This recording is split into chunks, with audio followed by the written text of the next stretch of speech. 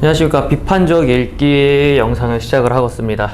자, 비판적 읽기는 우리가 이제 고등학교 1학년 때도 봤고 중학교 때도 사용을 했었어요, 실제로. 근데 문제는 이 개념을 잘 모르는 사람들이 많은데, 일단은 비판적이라고 하면은 비난하고는 다른 겁니다. 보통 많은 학생들이 비판적 읽기를 하라고 하면 일단 까고부터 보는데요. 뭐 까는 것도 일종의 비판이긴 하지만 너무 비난하고의 그 차이점을 둬야 되는데, 일단은 깔 것부터 생각을 하고 앉아있으니 비판보다는 거의 비난에 가깝게 되는 게 조금은 거시기 하긴 합니다. 자, 어쨌든 그러면 비판이라는 거를 제대로 알고 우리는 봐야 될 거잖아요. 자, 한번 보겠습니다. 70쪽에 비판적 읽기란 논리적이고 합리적인 사고를 바탕으로 글이 타당하고 공정하고 적절한지를 따져보는 겁니다. 얘는요, 이걸 바탕으로 글이 타당하고 공정하며 적절한지를 평가하는 거예요. 그러니까 이게 옳고 그른지, 아니면은 이게 말이 맞는지, 아니면 뭔가 문맥이 좀 이상한지, 이런 거를 따져보는 거지, 야 병신이야 라고 까는 게 아니란 말이죠. 비난하면 안 됩니다. 그래서 이게 정이고요. 이를 위해서는 뭐 해야 된대요? 이런 거 해야 된다는데, 이거 넘겨서 바로 볼게요. 그래서 그 방법 봅시다. 첫째는 뭐다? 글의 내용이나 관점의 타당성, 공정성을 평가하며 읽는다고 합니다. 그래서 이게 타당성, 공정성을 판단하는 게 중요하죠. 그래서 신뢰성, 타당성, 공정성을 판단하는 게 비판적 읽기, 비판적 독해였는데, 이제 조금 여기서 더 나아가는 거죠. 왜? 고등학교 2학년 독서 과목이니까. 글의 내용이 보편적인 이치나 아니면 뭐 건전한 상식에 비추어 어긋나지 않는지, 주장이나 근거와 객관적 사실이 입각하여 다뤄졌는지 등 타당성을 판단하여 보아야 합니다. 그러니까 결국 타당성이라는 거는 말이 맞냐예요. 네가 하는 주장과 그 근거가 제대로 일치를 하는가 라는 거를 따져보는 게 타당성이고요. 그 다음에 또한 필자의 관점이 어떤 견해를 오호하는, 치우치지는 않았는지, 이게 공정성이고요. 타당성은요, 주장이나 근거가, 이게 타당성입니다. 그래서 왜냐면 아무리 필자도, 글 쓰는 사람도 사람이기 때문에 글을 쓰다 보면 한쪽으로 치우치기 마련입니다. 그러면 얘가 중립을 잃었죠? 그러면 공정하지 않은 결과가 나오고 공정하지 않은 글이 될 수도 있으니까, 읽는 우리가 공정성 판단을 하면서 읽어야 된다고. 이거는 조금 그건데, 이건 좀 이건데, 이러면서. 그 다음에 두 번째는요, 적절성이 들어갑니다. 뭐냐면요, 그 그래프 같은 것도 꺾은선 그래프를 써야 될 때가 있고 원 그래프를 써야 될 때가 있습니다. 막대 그래프를 써야 될 때가 있고, 그런 것들이 자료가 적절하게 들어갔는가, 해당 사진이 이게 맞는가, 아니면 막 요즘 논란이 되는 막 그런 거 있잖아요. 뉴스에서도 막 특정 커뮤니티에 사진 써가지고 논란되는 경우 많잖아요. 그거는 뭐가 문제인 거야? 적절히 안 된 거지. 자료 및 표현 방법이 적절하지 않았기 때문에 사람들이 그거는 비판적 읽기, 비판적 뭐 그거를 한 거죠. 비판을 한 거죠. 그거 잘못되지 않았냐, 고쳐라, 이렇게. 그래서 글에 사용된 자료가 주장이나 내용 뒷받침을 하는데 적절한지, 효과적으로 들었는지, 출처가 분명하고 믿을 만한 것인지를 판단을 해야 하는 겁니다. 이게 두 번째고요. 그 다음에 그래서 보시면은 거기에 셋째로 넘어가기 전에 뭐 그래프 같은 거 있죠. 그래서 뭐 현대 우리나라 가장 큰 문제는 저출산 현상이다, 뭐 이거 있는데, 이거는 그냥 한번 읽어 보시고, 그래서 공정성 평가의 예시는 이거고, 타당성 평가 예시는 이거고, 자료의 적절성 평가 예시는 이거구나 라는 거를 알아두시면 좋겠습니다. 그래서 요거 같은 경우에는요, 셋째, 필자의 숨겨진 의도, 이거 위에 있는 문단 있죠. 그거 보시면 일단은 글의 주제는 저출산 현상의 심각성을 제시하고 있는 거고요. 그래서 독자는 윗글을 읽으면서 근거로 든 일본의 사례가 객관적 사실에 입학한 것이 따져보고, 객관적 사실에 입학한 것이 따져보라 했으니까 이건 타당성 평가한 거고요. 그 다음 문장, 필자의 주장이 정부, 민간 또는 특정 집단의 입장에 치우쳐져 있지 않은지, 공정성 판단했죠. 그 다음에 그래프는 출처는 믿을만 하지만 2016년 가지고만 하기 때문에 그 이후나 그 이전은 알려주지 못한다. 즉 적절성 판단까지 하고 있죠. 그래서 여기는 다 잘하고 있는 거네요. 이렇게 판단하는 겁니다. 무조건 까는 게 아니라 근거 들어서 이건 잘못됐고 이건 이래서 잘못된 것 같아, 이렇게 얘기를 해야 돼요. 셋째, 필자의 숨겨진 의도나 글 속에서 내재된 사회 문화적 이념을 분석하고 평가하면 됩니다. 이게 솔직히 제일 어려워요. 숨겨진 걸 어떻게 찾아? 근데 읽으면서 우리가 계속 찾으려고 노력을 해야죠. 숨겨져 있더라도 끊임없이 얘기를 하고 노력을 해야 됩니다. 글은 필자의 가치관이나 세계관, 글이 생산되고 유통될 당시에 사회적 요구나 분위기 등 사회 문화적 이념이 반영이 되어 있다고 합니다. 예컨대 윗글에는 출산이나 결혼을 어렵게 만드는 사회에 대한 인식이 내재되어 있다고 볼 수도 있습니다. 방금 위에 있는 그 예처럼. 따라서 독자는 글에 숨겨진 필자의 의도가 타당한지 글 속에 들어있는 사회 이념 등 보편적 가치에 비추어 적절한지 등을 비판적으로 판단하며, 그러니까 비판적으로 판단한다가 따져보며 읽자라는 겁니다. 넘어가! 지문 봅시다. 감시와 역감시, 패놉티콘에 대한 지문입니다. 패놉티콘이라는 거는요, 일단 감옥 종류의 일종인데요. 그거를 이제 어떻게든 효율적으로 하기 위해서 공리주의에 입각해서 만든 거예요. 공리주의가 모두가 행복해야 되거든요. 그렇기 때문에 가장 효과적인 방법을 찾아내는 거죠.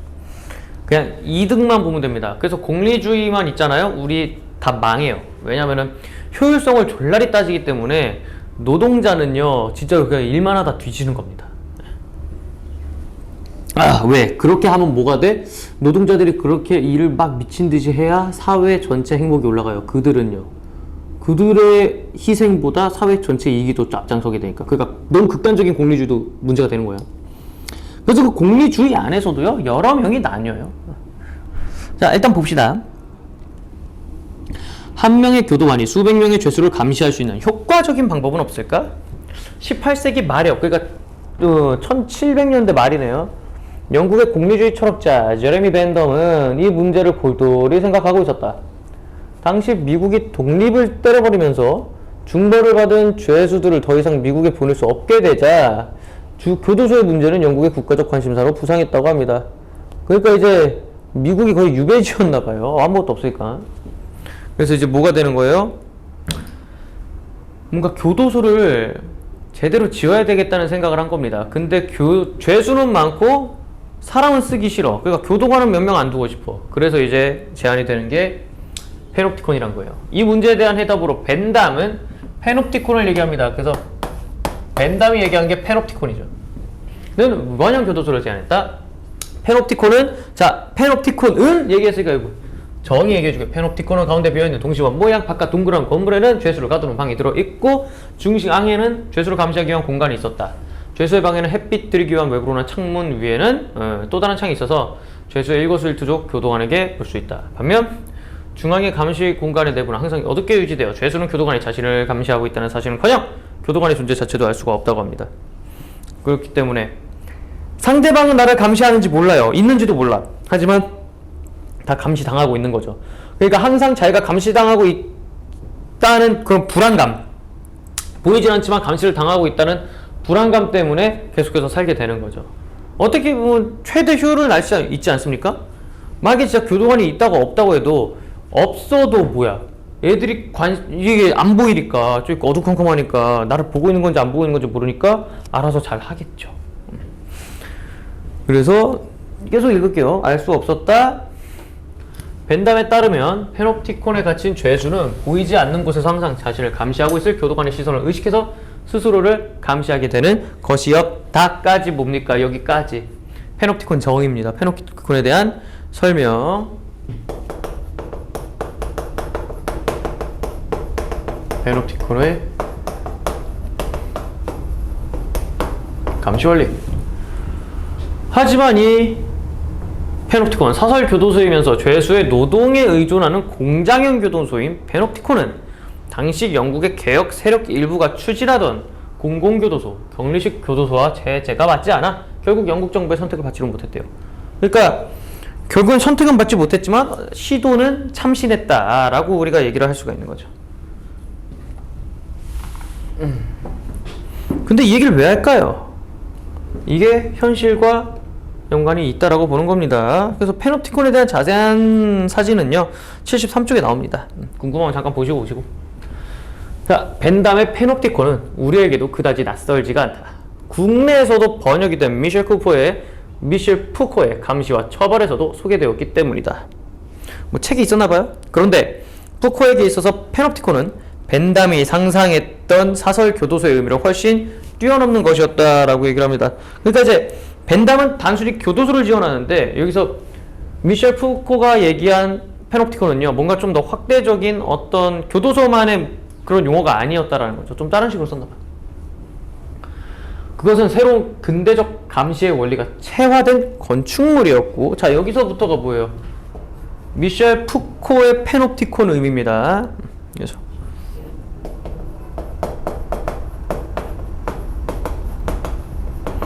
푸코가 재해석한 페놉티콘 원리.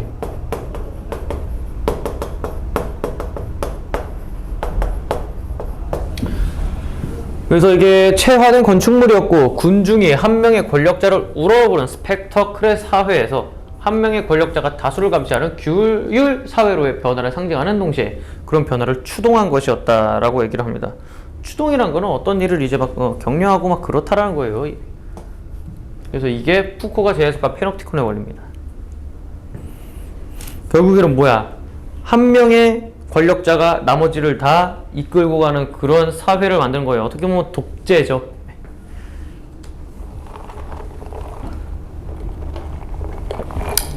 이는 또 개인에 대한 근대 권력의 통제가 육체적인 형벌에서 산업 자본주의 인간형에 적합한 영혼의 규율로 바뀌어 갔음을 보여주는 것이다 라는 겁니다. 그러니까 이게 요거에서 뭐로 바뀌었대요? 이렇게 옛날에 잘못하면 그냥 모가지 때리고 능지처참 팔다리 다 찢고 그냥 막 줄이 틀고 육체적 형벌했지만 요즘은 어떻습니까? 정신적인 고통을 준다라고 하는 거예요. 그래서 그냥 교도소에 박아가지고 그냥 자유를 박탈해버리는 겁니다. 몸은 편하겠지. 하지만 사람이 피폐해져가지고. 계속 읽어볼게요. 페놉티콘은 모세관 같은 권력이 사회 구석구석에 스며들어 우리를 통제한다는 푸코 철학의 정수를 잘 보여주는 더없이 좋은 실례였다. 실제 사례였다라고 하는 겁니다. 실제 사례였다. 감시는 은밀하고 알 수 없게 이루어진 반면에 처벌은 확실하고 효과적으로 수행되었고, 통제와 권력은 비대칭적인 시선을 가능케 한 건축 구조에 체화되었다. 교도소가 공장, 학교, 군대의 막사, 병원과 비슷하고 이것들이 다시 교도소를 닮았다는 것이 놀라운 사실일까? 라는 푸코의 논평에서 보듯이 우리 사회가 거대한 페놉티콘, 즉 교도소와 별반 다르지 않다는 것이 푸코가 전달하는 바였다. 똑같죠. 솔직히 공감은 달라요. 교도소나 학교나 똑같아요. 왜? 몇 명의 소수의 선생들이 다수의 학생들을 감시하고 있잖아요. 병원은요, 소수의 의사나 간호사, 소수의 의료진들이 그 사람들을 감시하고 있고, 누구 환자들을 감시하고 있고, 그러니까 대하는 것만 다르죠. 어쨌든 감시라는 것에서는 똑같다라는 거죠. 근데 감시가 아니라 이거를 어떻게 보면은 보호라고 할 수도 있는데, 푸코는 일단은 그냥 감시라고 본 겁니다. 이거 내가 봤을 때 이 사람 그거 같은데? 그냥 갈등론자 같은데? 계속 보겠습니다. 그래서 전달하는 바였다. 여기까지네요. 그래서 넘어가. 푸코의 감시와 처벌은 인문학적 범주를 넘어서 지식인 일반과 대중에게까지 큰 영향을 미쳤다라고 합니다. 그래서 이제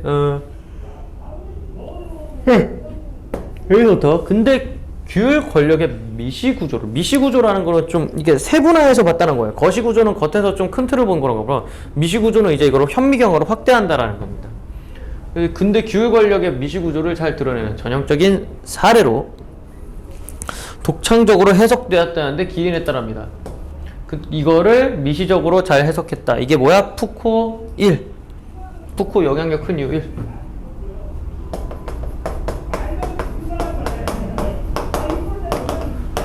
푸코의 영향력이 큰 이유 1. 이거에 기인했지만 그의 영향력이 또 큰 데에는 또 다른 이유도 있었다고 합니다.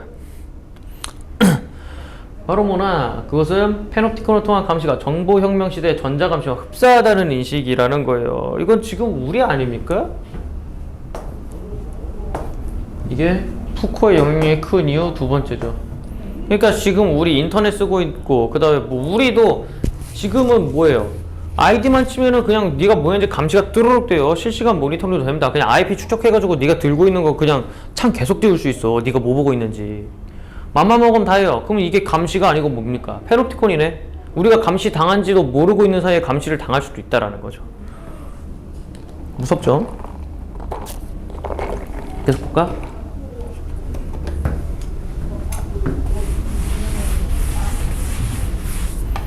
(1970년대) 중반 이후 다양한 감시와 통제 방법이 컴퓨터 데이터베이스와 폐쇄 회로 텔레비전, CCTV죠. 신용카드와 같은 전자결제나 인터넷을 통한 소비자 정보의 수집이라는 형태로 널리 사용되었고, 사람들은 정부나 기업이 개인의 신상정보를 수집하고 사생활 침해하는 것에 대해 민감해졌죠. 그렇죠. 요즘 뭐만 하면은 개인정보 존나 다 빼가죠. 그래서 회원가입하거나 어플 깔 때 함부로 다 쳐 누르면 안 됩니다. 이거 다 눌렀다가 네 개인정보 소소소소 빠져나가요. 페놉티콘 당하는 거예요. 그냥 나도 모르는 사이에 감시를 당하고 있는 겁니다. 조심하라고. 살에 걸렸네. 그래서 전자 페놉티콘에 의해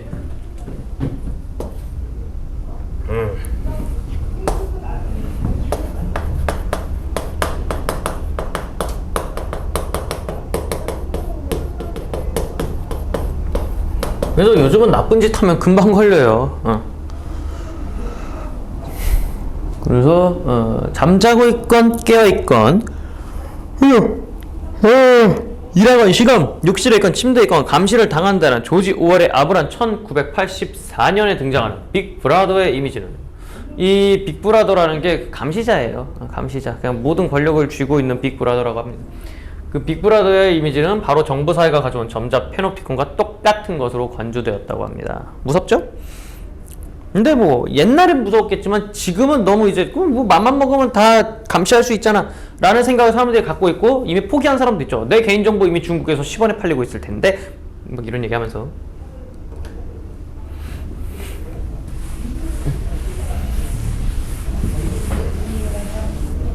여기 봅시다. 서구사회의 역사를 보면 19세기 초역부터 정부가 주체가 되어 국민에 대한 대대적인 조사 활동을 벌이는데, 이는 그 이전에는 보기 힘들었던 현상이라고 합니다. 나이, 가족수, 가구, 인구는 물론이고 수입, 주거환경, 범죄기록, 직업환경, 질병 등에 대해 광범위한 조사가 이루어졌고요. 숫자로 치환된 이 결과를 분석하고 그 의미를 이해하기 위해서 통계학이 발달했다고 합니다. 그러니까 통계학 발달의 계기예요. 그냥 이 부분은. 갑자기 통계학 왜 얘기할까요? 이따 뒤에 또 써야 되니까요. 어쨌든 모든 우리들의 행적이나 그런 것들을 다 숫자로 치환해가지고 통계로 바꾼 겁니다. 결국 뭐 하기 위해서? 감시하기 쉽게 하기 위해서 아닐까요? 그래서 국가, 동사무소 가면 우리 집에 누구 살고 몇 명 살고 다 학력은 어떻고 다 알아요. 이미 우리는 감시를 당하고 있는 거야. 근데 뭐 이게 나쁜 쪽으로 안 쓰였으면 좋겠는데 또 어떻게 될지 모르죠. 계속 읽겠습니다. 인간 세상의 모든 것은 측정되고 숫자로 표시되어 있으며, 이렇게 모아진 숫자는 통계 분석되어 새로운 정책과 법률을 위한 기초 자료로 활용되었다. 근대 관료제와 복지국가는 숫자와 통계 없이는 불가능했습니다. 이는 어디 갔어? 이는 또 정보기술의 발달과도 밀접하게 연관이 되어 있죠. 찰스 베비지는 이미 19세기 초엽에 통계 처리를 위해서 계산기 설계했고요. 지금 컴퓨터 산업에서도 달리는 한 회사도 1890년 시카고 인구 총조사를 처리하기 위해 연산기계를 만들면서 출범했다라고 얘기를 합니다. 그러니까 이제 통계학이 정보기술의 발달을 가져왔다라는 거죠.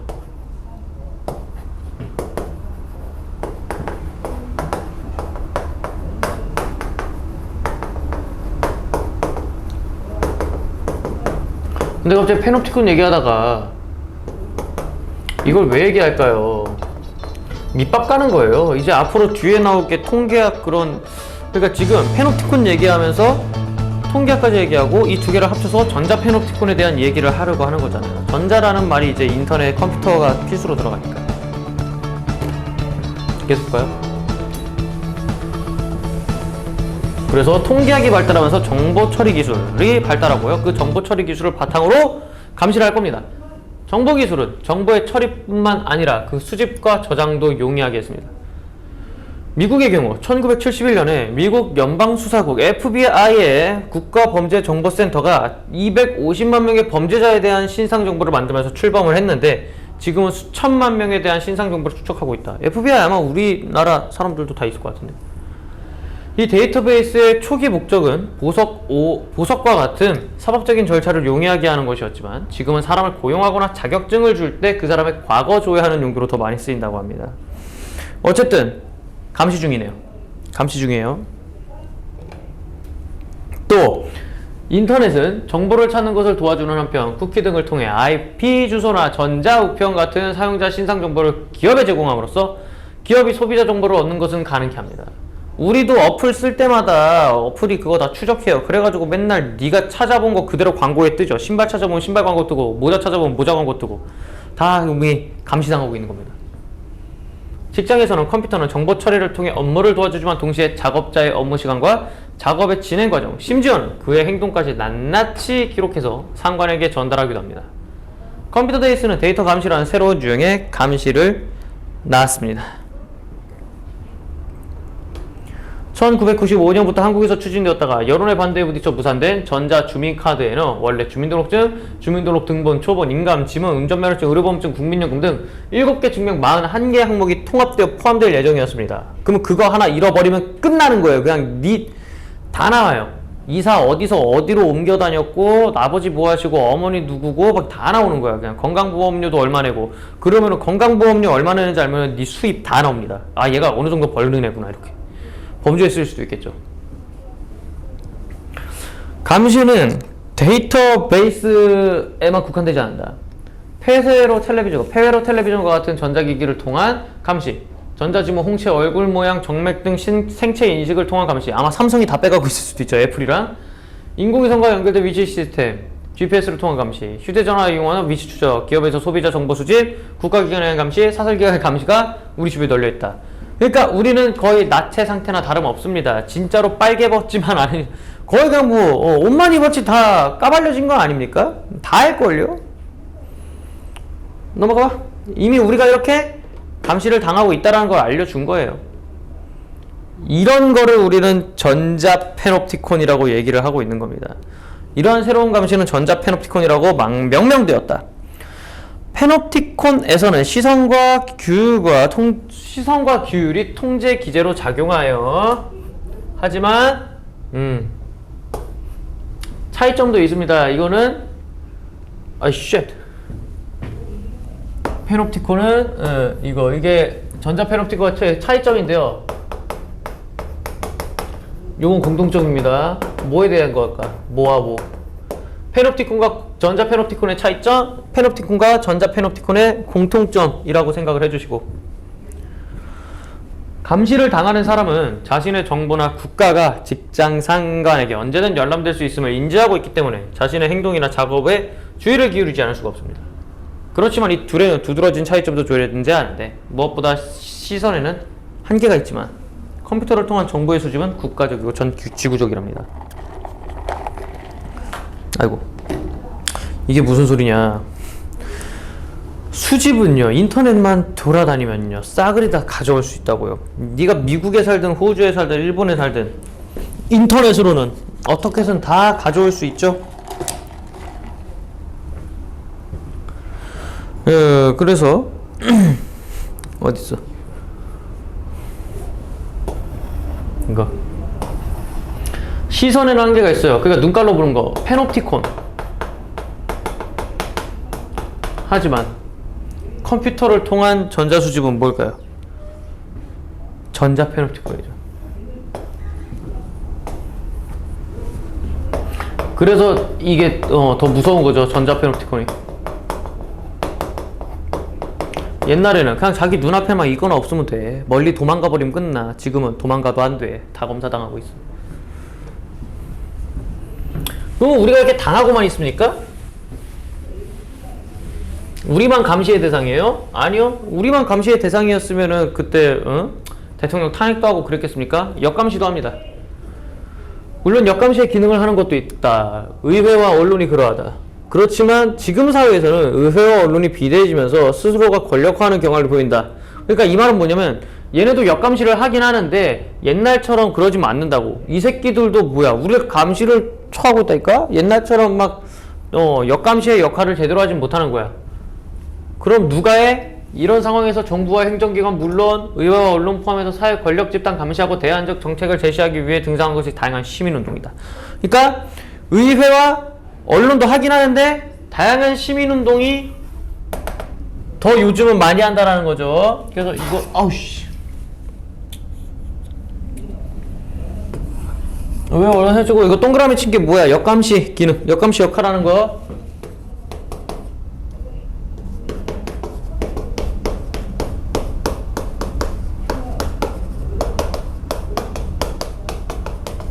얘가 1, 얘가 2.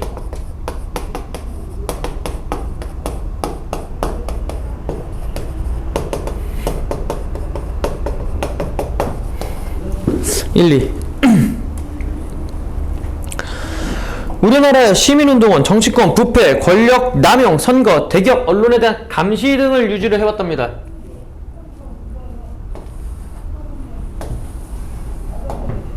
자, 이게 이 필기고요. 그러면 요 밑줄 친 거의 필기는 뭡니까? 시민운동 역할.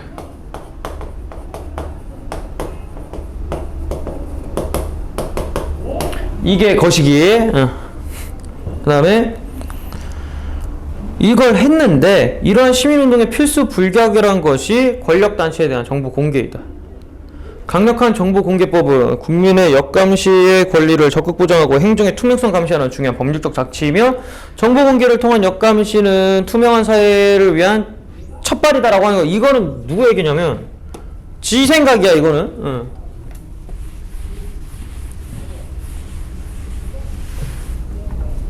이건 자기 생각이야. 어디 갔어? 첫발이다. 그래서 이거는 그냥 글쓴이 주장입니다. 필자 좀.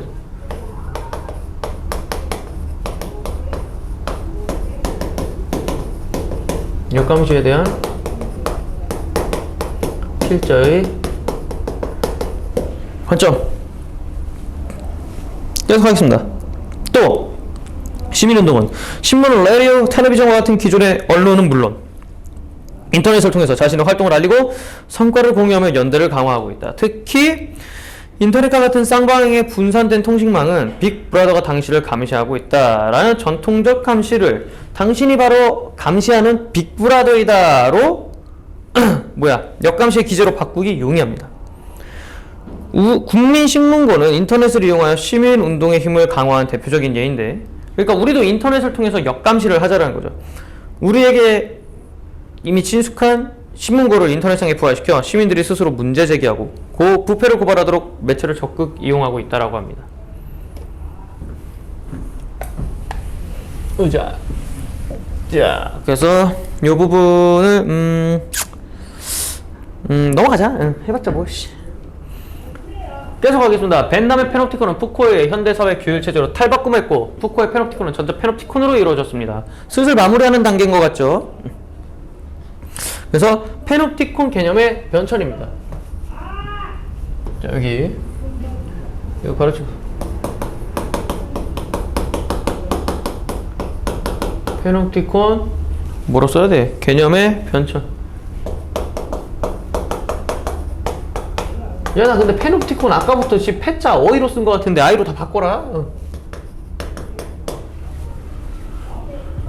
이런 궤적은 현대사회의 규율 통제체제가 어두운 곳에서 사람들을 지켜보는 빅브라더의 시선에 의한 감시보다 훨씬 더 복잡하고 미묘한 것이라는 인식에 기인한다. 교도소가 없었다면 우리 사회가 바로 교도소라는 사실을 금방 알았을 것이라는 푸코식의 사회는 페놉티콘은 교도소다의 등식은 현대사회 조직에서 통제체제를 설명하는 데에는 한계가 있다고 합니다. 자, 그러면 이제 어떻게 해야 돼요?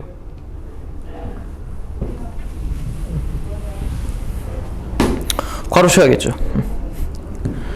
따라서 이를 방지할 잘못 말했어. 이 등식에는 시선보다 정보 수집 이 등식은 시선보다 정보 수집 중에서 과정 정보 수집이 종종 피감시자 자발적인 행위와 협조를 통해 일어난다는 것, 그리고 정보 데이터베이스에 접근이 모두에게 투명해질 경우 도등의 사람들이 권력자를 감시하는 것과 같은 예상치 않은 결과가 나올 수도 있다. 이게 뭐야? 한계의 이유입니다.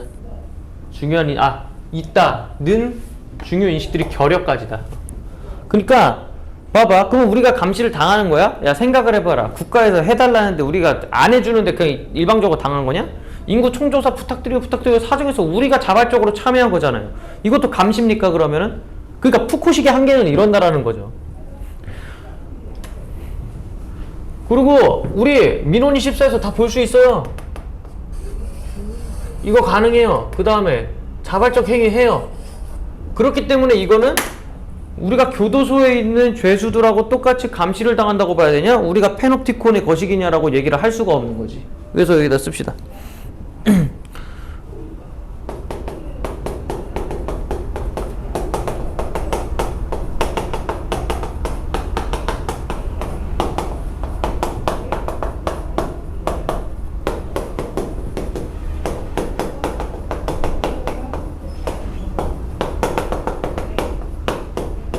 푸코의 페놉티콘이 한계를 가질 수밖에 없는 이유입니다. 서습 넘어가.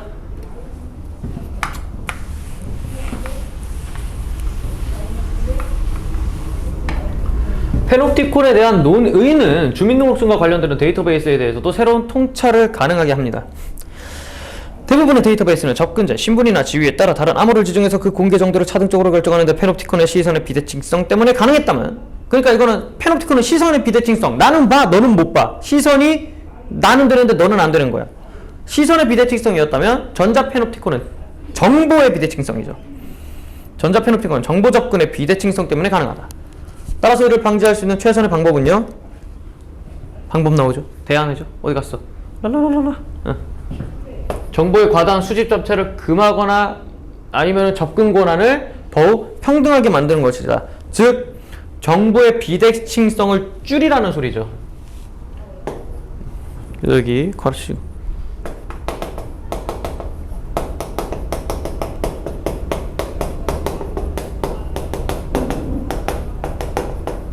정보 접근의 비대칭성을 방지하기 위해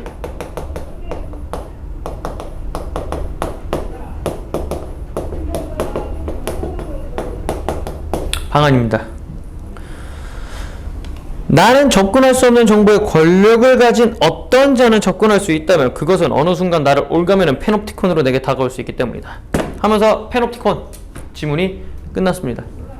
여기서 얘기하는 거는 결국에는 우리가 감시를 당하고 있다라는 거. 근데 그 감시가 정보의 비대칭성으로 이루어지고 그 정보의 비대칭성을 해결을 하면은, 그러니까 이거를 방지를 하면은요, 감시와 역감시는 뭐라 말해야 될까, 그렇게 이루어지지 않는다라는 거죠. 그렇기 때문에 지금 우리 현대에 있는 전자 페놉티콘, 이게 좋은 점도 있지만 우리가 역감시하는 기능도 하고 있다라는 것도 알아두시면서 무조건적으로 막 까려고만 하지 마세요. 그리고 일단은 요거 필자의 생각이 어떤지 생각을 해보시고, 그 다음에 요거 같은 경우는 비판적 읽기니까 자료 판단 적절했는지, 아니면 필자의 관점이 공정했는지. 근데 공정한 것 같습니까? 살짝은 치우친 것 같죠. 공정은 좀 힘들어 보이고요. 그래서 그 페놉티콘이 정보사회에 이용되는 거를 부정적으로 조금 보는 것 같아요. 긍정적인 면은 조금 덜 보는 것 같죠. 공정성은 조금 훼손이 된 것 같고요. 그 다음에 또 뭐가 있을까? 뒤에 보시면은 이런 거 다 해보는 게 있는데요. 이거 학습 활동도 한번 해보세요. 학습 활동도 해보시고 와서 질문해 보시기 바랍니다. 자, 수고하셨습니다. 문제 풀어오세요.